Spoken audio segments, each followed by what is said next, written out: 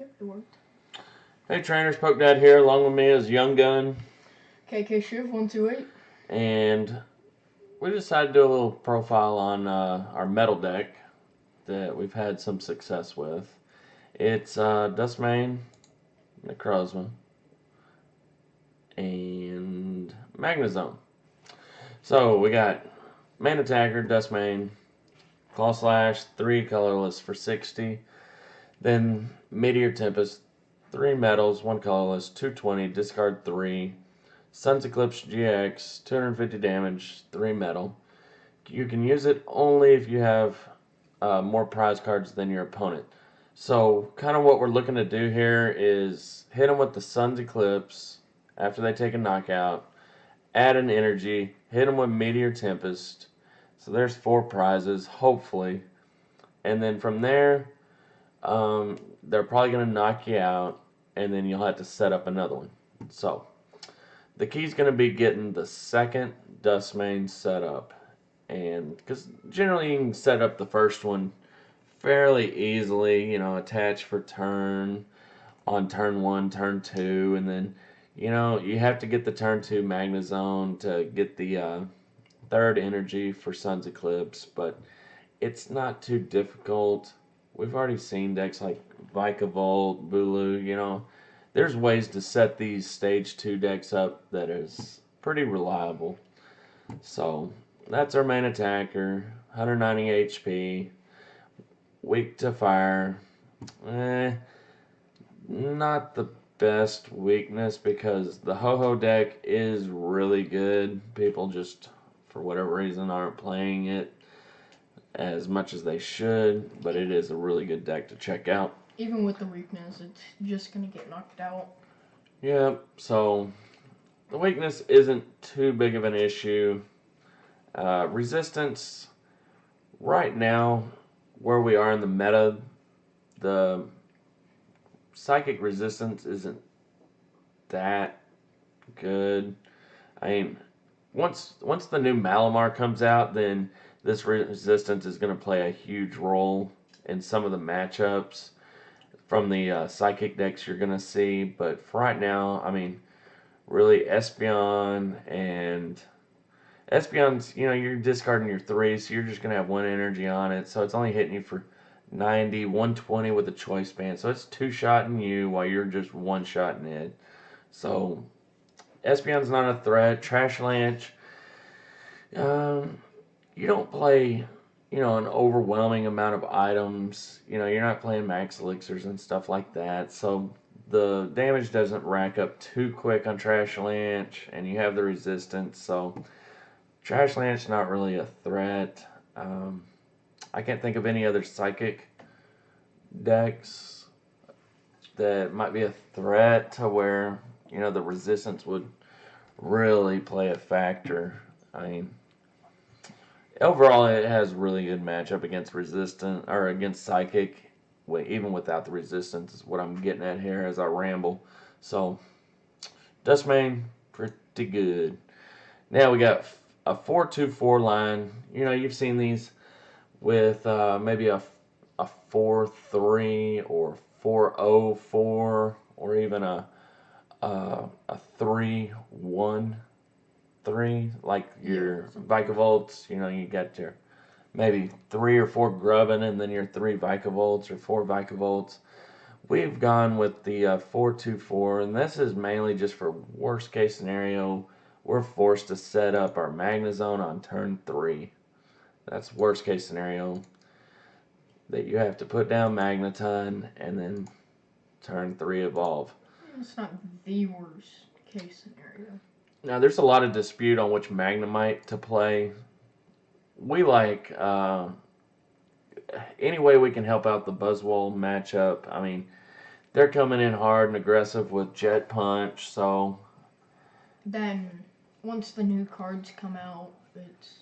When the new cards come out and he has Beast Energy along with Diancie, whatever's in the active is going down. So if we can limit his ability to maybe Jet Punch the active for knockout and then put 30 on a bench Magnemite and then Guzma up another Magnemite and then rejet punch this one for like 3 prizes. We want to eliminate that option. So solid unit ability prevents any damage from Buzzwole or Tapu Koko, stuff like that. So, right, Tapu Koko? Yeah. And Latios that does 30 and 30. So it's good. I mean, there's value in playing the one with free retreat, but I think Buzzwole is more of a threat. And honestly, if I can't retreat my Magnemite in the active, I'd rather it just get knocked out so I can use Sun's Eclipse GX, right? Yeah. So I'm okay with Magnemite being stuck in the active and getting knocked out. He can just take one for the team. He's a team player. Next we have the kind of hidden MVP. You know, if worst case scenario, everything's going wrong, we can't get our Rare Candy, can't get our Magnezone, but yet we have some metal in the discard, we're going to bring him up. We're going to Radiant Star. We're going to power up our Duskmane the old-fashioned way. We're just going to use an attack. The old-fashioned way. All right, the new-fashioned way. We're going to attack. We're going to pull out however many Pokemon your opponent has in play. We're going to pull out that many metals and attach any way we like. And then we also have the option for Corona Impact 160. And you can't attack during your next turn, but you don't have to discard. Pretty good, because there is tons of Guzmas, tons of way to make that attack be able to be streamed over and over if need be. 2 Lele, Wonder Tag setup. We all know what it does. It's awesome. Don't need to cover it too much. Now, for the spice, let's back up. We've got Purple Banana Master.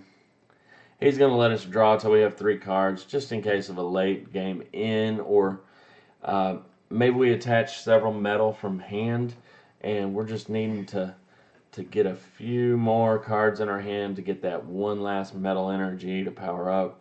He's going to make that happen for us. Pretty good.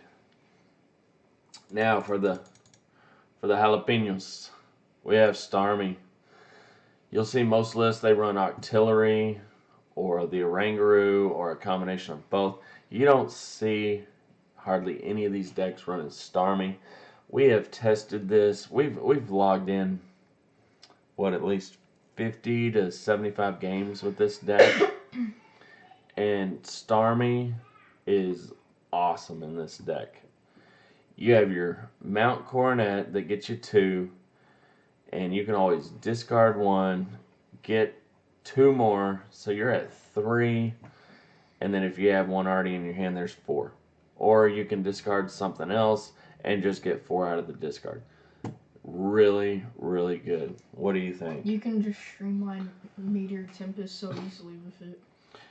It does allow you to streamline.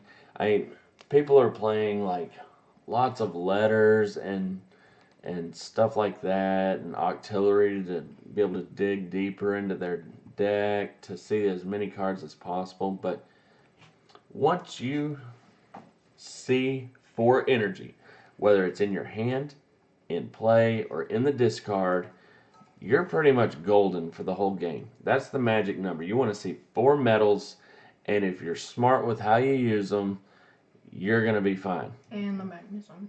You have your Magnezone, and you've seen 4 metals in the discard, in your hand, or in play, you're going to win the game 9 times out of 10. So, Starmie, really good. People aren't playing it. They should be playing it. That's all I'm going to say on that. Now let's expand out and take a look at the trainers. 2 letters to try to help us get to that magic number of 4 metals. It's good for getting there. I mean, it'd be nice to have 3, but, space is an issue in these Stage 2 decks that you have to dedicate so many spots to set up. So, 2 is about the maximum that we could fit in. For Rare Candy, you just want to maximize your chance of getting that turn 2 Magnezone, because without the turn 2 Magnezone, you are going to struggle a little bit. So, One rescue stretcher, just in case you get to Sycamore and get rid of Magnezone, you can rescue stretcher it back. Maybe you already have rare candy in your hand, put it straight down on Magnemite or on a Magneton, or maybe you're forced to discard your Starmie, you can get it back. Or your Banana Master. Or Rangaroo. I mean, there's lots of situations where a rescue stretcher can come in handy. Maybe you can get back a Lele and then get you an in or something in case you're down on prizes. Pretty good. 4 Ultra Ball, obviously, that's our best way of getting the Lele for Bridget turn 1, because that's what you're looking to do. You're looking to Bridget, get you a couple Magnemites and an attacker. If you already have a Magnemite in the active, then it might be better just go 1 Magnemite, Duskmane, and then a Rangaroo, but it depends on your hand size. Maybe it's better to grab Solgaleo. Maybe you had to Sycamore 2 or 3 energies into the discard. So maybe you alter your strategy. Maybe against like a Garbodor deck where you just scrap the whole Magnezone plan and you go in with Solgaleo. And we'll cover that here in a sec a little deeper. 4 Mount Cornet, once per turn, get you 2 metal energy from the discard to hand. That, along with Starmie, gets you your magic number of 4 metals. That's what you want. Also, in early game, if you have Ultra Ball and 2 metals in hand and Mount Cornet, it's pretty much a free search for any Pokemon. Absolutely, just use it the same as you would Execute. It's an expanded, so pretty good if you don't want to discard resources. 3 Cynthia, 2 Guzma, 2 In, 3 Sycamore. Now this supporter line may seem really crazy, but in our testing, you want to go hard with the Sycamore or Cynthia. You as far as 2 Guzma, honestly, 3 or 4 Guzma not needed. Whatever is in front of this big baddie is going down. I mean, more Guzmas would be nice, but in our testing, they're putting up their main attacker, knocking out, whatever's in the active, and then your Sun's Eclipse GX. Okay? So, you're knocking out whatever's in the active, whether it be Buzzwole or whatever. Then maybe they hit some Max Elixir, something on the bench. Maybe they Knuckle Impact or what have you on our Duskmane. We set up another one. We're just going to knock out that Buzzwole that's in the active again. So, Guzma, we're not looking to pick off stuff from the bench. We're looking to go toe-to-toe with their biggest and baddest Pokemon from the other side of the table. Come on, bring it. Show me what you got. I'm doing 220. I'm doing 250. Bring it. Or Choice Band for plus 2 Nope, more. no Choice Band in this deck. Fighting Fury Belt. Fighting Fury Belt. We're going to eliminate the one-shot possibility as much as possible. We're going to raise the health up to 230. Gardevoir health. Difficult to one-shot. Gardevoir is not going to be able to one-shot it because we're discarding 3. And we one-shot them. Good matchups all around the board. Buzzwole, when we had a Fighting Fury Belt, they're going to have Filblore. And you know what? The Buzzwole Lycanroc list aren't playing any Filblore. And I think that's part of the reason why the Buzzgarb lists are seeing so much success, because they all play Fighting Fury Belt, so it kind of pushes Buzzwole out of that one-shot range. And definitely seeing a lot of success with the Buzzgarb list. Moving on. Only 2 in. You're going to go down the first prize of the game. But after that, you're just taking big one-hit knockouts. And even then, you don't want to end yourself to like 2, 3, 4, even 5 cards. You want to go in hard with Sycamore or with Cynthia. You want to see the maximum amount of cards. If you have to discard energy and stuff like that with Sycamore, that's what you want. That's a good position to be in. You don't want to be inning. You don't want to limit your hand size. So, And the way this is built, it is going to struggle against Garb because you will notice several things. There is no float stone, and you're saying no float stone and only 2 Guzma. What if something gets stuck in the active? And that is a definite possibility that maybe they Guzma up your Magnezone and it has a retreat cost of 2. Well, that's where Starmie comes into hand, and that's where Mount Coronet. Because maybe you have 1 energy on him, right? And they Guzma up Magnezone, so you use Mount Coronet, put your 2, retreat, Star Beacon to get the other 2 back. Star Beacon, nice. Or Space Beacon. And put your 2 on there, so now you have 3, and then attach 1 from hand. There's your 4. So, Floatstone, not needed from our testing. And like I said, we've put in 50 to 75 games. Yeah. So, I'd like to think we know a little bit about what we're talking about here. We have used it in tournaments. We have won tournaments with it. This formula will work. Now, no Floatstone, no Choice Band. You're doing 220. What? No one's playing Decidueye. No one outside of Europe is playing Metagross. So, I mean, that number, and then with the Fighting Fury belt, you're hitting 230. So if Buzzwole does have, and the Buzzwole Garb matchup is playing the Fighting Fury belt, you're still able to one-shot the Buzzwole Garb decks. So, Choice Band not needed. So it'd be nice to have the Choice Band for Solgaleo, but you can still use it to kill the Lele's. That's one thing that we would like to have is the Choice Band for Solgaleo. Get you the 190 to hit Buzzwole and stuff like that. But it does good at picking off Lele's. And he's really good, but he's kind of your backup plan. If you're against Garbodor, you'll see there's no Field Blower at all. So, Garb, you have to alternate your strategy from Magnezone to Solgaleo to power up. So, if you go first and you Magnezone, get the turn 2 Magnezone, and then you can get as many energy down on your Duskmane and hopefully take 4 prizes and then attach from hand to Solgaleo and then repower up another Duskmane. That's kind of the strategy you have to go with against Garbodor, Buzzgarb decks.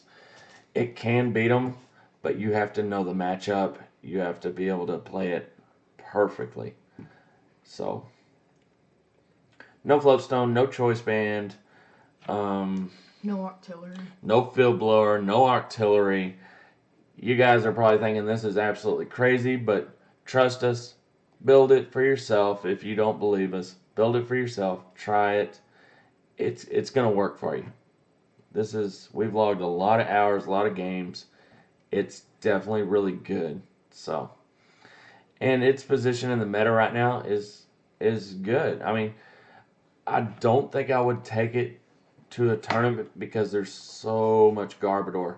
And like I said, you have to play it perfectly, but to play it perfectly every single round or 50% of your rounds, I don't feel like doing that all day, do you? No.